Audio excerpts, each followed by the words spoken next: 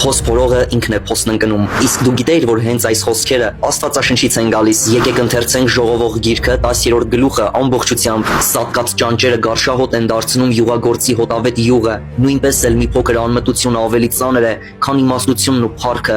Իմաստունի սիրտը իր աջ կողմում է, իսկ անմիտի սիրտը իր ձախ կողմում։ Նույնիսկ ճանապարհով գնալիս անխելքը պակասամիտ է եւ բոլորին կասի, որ ինքն անխելք է։ Եթե իշխանի բարկությունը քո դեմ ելնի, քո տեղը մի թող, որովհետև մեղմությունը մեծ հանցանքներ է թեթևացնում։ Մի չարիք էլ կա, որ տեսա արեգակի տակ, այն սխալմունքի նման, որ իշխանից է դուրս գալիս։ Հիմարությունը շատ բարձր տեղում է դրվում, իսկ հարուստները ցածր տեղում են նստում։ Ստրուկների տեսած ձիերի վրա եւ իշխանների, որ ստրուկների պես քայլում էին երկրի վրա։ Ով որ փոս է փորում, ինքը կընկնի մեջը եւ ցանկապատ քանդողին օծը կգծի։ Քարհանը քարերով կվնասվի, փայտահատը փայտից կվտանգվի։ Եթե կացինը բթացել է եւ նա չսրի բերանը, այն ժամանակ պետք է ավելացնի ուժը։ Իմաստության օգուտը հաջողությունն է։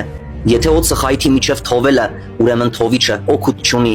Իմաստունի բերանի խոսքերը շնորհալի են, բայց անմիտը կործանվում է իր խոսքերից։ Նրա բերանի խոսքերի սկիզբը անխելքություն է եւ նրա խոսքերի վերջը չար խենթություն եւ անմիտը կշատացնի խոսքերը։ Մարդ չգիտի թե ինչ է լինելու, թե իրենից հետո ինչ է լինելու, ով կարող է հայտնել նրան։ Անմիտների աշխատանքը իրենց կհոգնեցնի, նույնիսկ չգիտեն քաղաքի ճամփան։ Վայ քեզ, երկիր, որ թագավորդ մանուկ է եւ որ իշխաններդ վաղ առավոտից հացկերույթի են։ Երանի քեզ, երկիր, որ թագավորդ ազնվազարմ է եւ որ իշխաններդ ուտում են իր ժամանակին ուժի համար եւ ոչ թե վայելքի համար։ Ծուլությունից տանիքի գերանները փուլ կգան եւ ձեռքերի անգործությունից տունը կկաթի։ Հացկերույթը ուրախանալու համար են անում եւ գինին զվարթացնում է կյանքը, իսկ դրամը տալիս է ամեն բանի պատասխանը։ Քո մտքում անգամ մի անիծիր թագավորին եւ քո ննջարանում մի անիծիր հարուստին, որովհետեւ երկնքի թռչունը ձայնը կտանի ու թևավորը խոսքը կպատնի։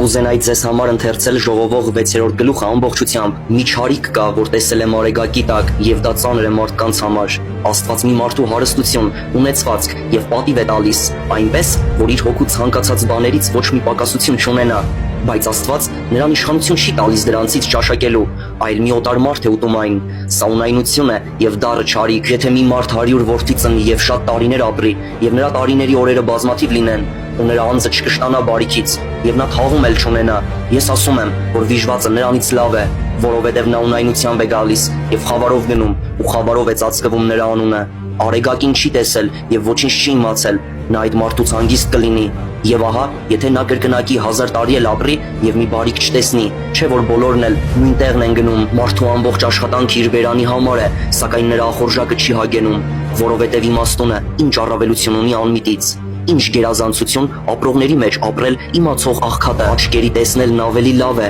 քան թե ցանկության թափառելը։ Սա էլ է ունայն եւ քամուն հետապնդում։ Ինչ որ եղել է, իմ անունով արդեն կոչված է։ Մարդն ինչ է, արդեն հայտնի է, երբ նա իրենից զորավարի հետ չի կարող վիճել։ Որքան շատ են խոսքերը, այնքան շատացնում են ունայնությունը։ Որն է մարդու օգուտը, որովհետև ով գիտի, թե կյանքում ինչն է լավ մարդուն իր ունայն կյանքի սակավաթիվ բոլոր օրերի մեջ, որ ստվերի պես է անցկացնում, որովհետև ով պիտի մարդուն հայտնի, թե իրենից հետո ինչ կլինի արեգակի տակ։ Եկեք ընթերցենք Պողոս առաքյալի առաջին նամակը Կողոսացիներին 3-րդ գլուխը ամբողջությամբ։ Արդ, եթե Քրիստոսի հետ հարություն առաք, ապա փնտրեք այն, ինչ վերևում է, որտեղ Քրիստոսն է, Աստծու աջ կողմում նստած։ Վերևում եղած բաների մասին մտածեք եւ ոչ թե այն, ինչ երկրի վրա է, որովհետեւ դուք մեռաք ու ձեր կյանքը ծածկված է Քրիստոսի հետ Աստծու մեջ։ Բայց երբ Քրիստոսը, մեր կյանքը, հայտնվի, այն ժամանակ դուք էլ նրա հետ փառքով կհայտնվեք։ Ուրեմն սպանեք այն, ինչ ձեզ է պատկանում երկրի վրա՝ օրհնությունը, ըխծությունը,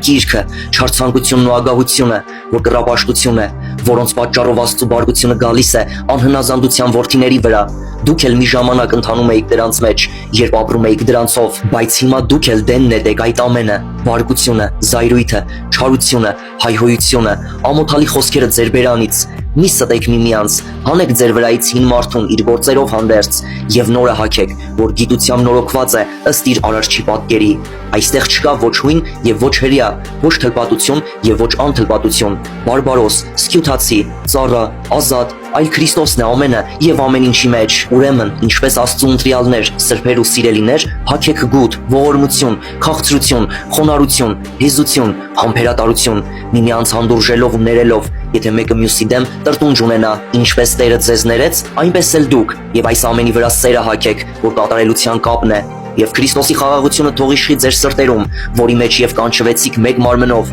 ու գոհացող եղեք։ Քրիստոսի խոսքը թող առատապես բնակվի ձեր մեջ, ամենայն իմաստությամբ միմյանց ուսուցանեք ու խրատեք։ Ձեր սրտերում երախտագիտությամբ օրհնեք Տիրոջը սաղմոսներով, օրհնություններով ու հոգևոր երգերով։ Եվ ամենը, ինչ էլ որ անեք, խոսքով կամ գործով, ամեն բան Տեր Հիսուսի անունով արեք, նրա միջոցով գոհություն հայտնելով Աստծուն եւ Հորը։ Կանայք, ձեր ամուսիններին հնազանդ եղեք, ինչպես վայել է Տիրոջով։ Ամուսիններ, սիրեք ձեր կանանց ու մի դառնացրեք նրանց։ Զավակներ, ձեր ծնողներին ամեն բանում հնազանդ եղեք, որովհետև դա է հաճելի Տիրոջը։ Հայրեր, ձեր զավակներին մի զայրացրեք, որ չվհատվեն։ Ծառաներ, ձեր երկրավոր տերերին ամեն բանում հնազանդ եղեք, ոչ թե ծառայեք, երբ ձեզ հսկում են, եւ նրանց հաճոյանաք, այլ անկեղծ սրտով Աստծուց երկյուղելով։ Ինչ էլ որ անեք, սրտանց արեք, ինչպես կանեիք Տիրոջ, եւ ոչ թե մարդկանց համար, իմանալով, որ Տիրոջից ժառանգության հատուցումը կստանաք, որովհետև Տիրոջը Քրիստոսին եք ծառայում, բայց անիրավը հատուցում կստանա իր արած անիրավության համար, ոչ մեկի համար